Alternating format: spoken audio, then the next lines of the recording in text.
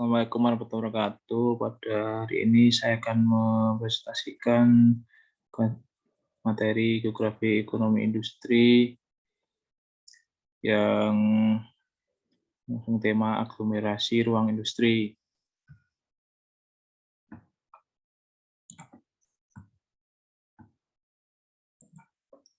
Ya, aglomerasi industri atau lokalisasi industri dikemukakan oleh Marshall.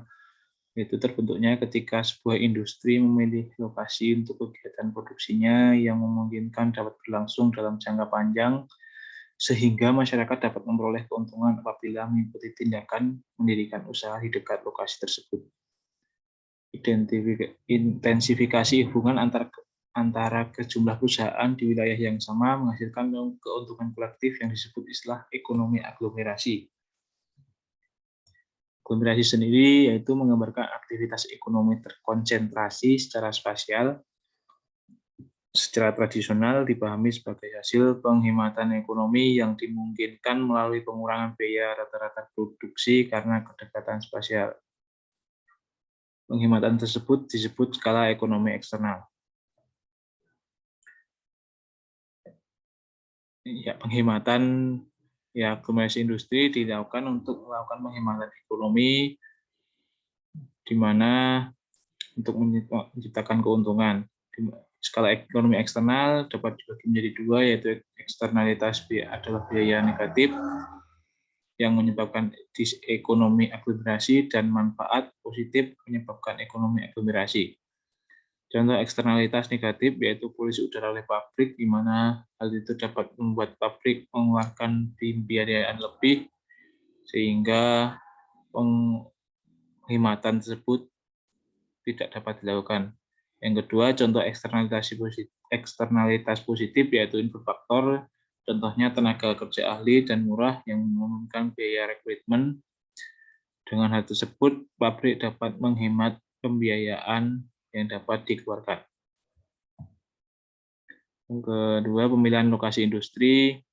Pada pemilihan lokasi industri, beberapa perusahaan yang sejenis memilih lokasi industri yang berdekatan, di mana hal tersebut membawa dampak menurunkan biaya produksi karena mereka dapat saling bekerja sama dalam mendapatkan barang-barang bahan baku.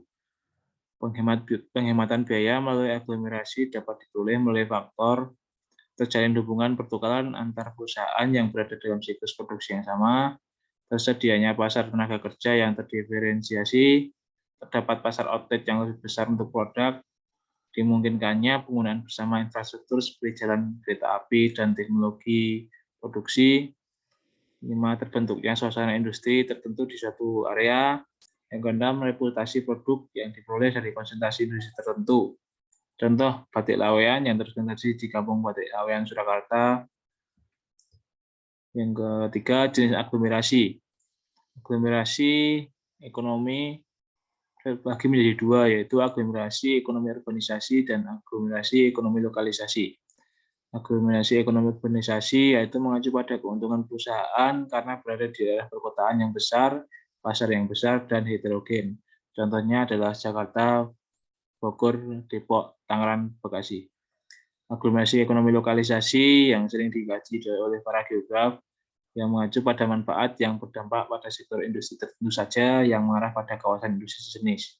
Contohnya industri batik lawean, industri gula tebu di Jawa Timur, dan industri-industri sejenis lainnya yang saling mengelompok dan sering dilakukan kajian geograf di sana. Yang keempat, aglomerasi industri di Indonesia.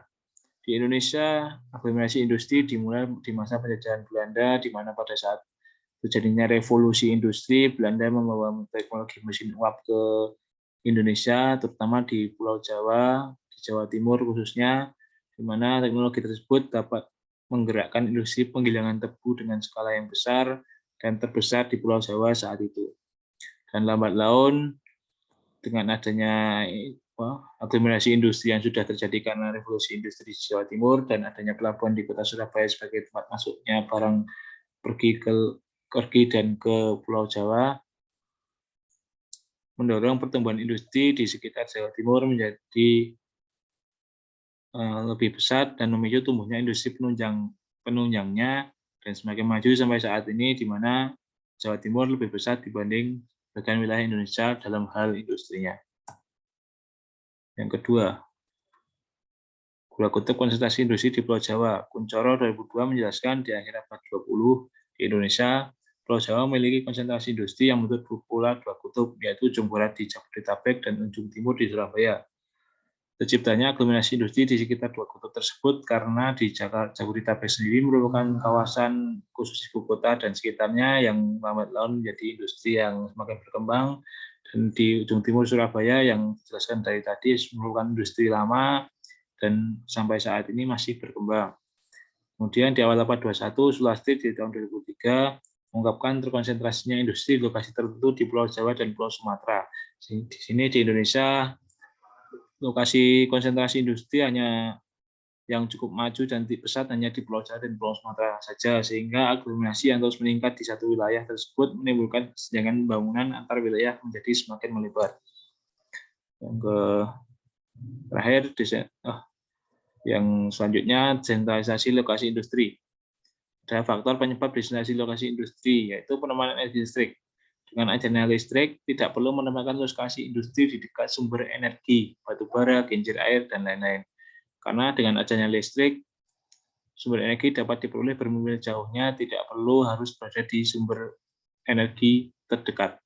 Oleh karena itu, jika aglomerasi industri dapat oleh berdekatan sumber energi, maka faktor tersebut sudah tidak relevan karena sudah adanya listrik yang dapat disalurkan bermil jauhnya. Kemudian pengembangan sarana prasarana. Industri tidak perlu berlokasi dekat dengan pasar atau bahan baku karena pada saat ini moda transportasi sudah semakin baik sehingga munculnya desentralisasi industri.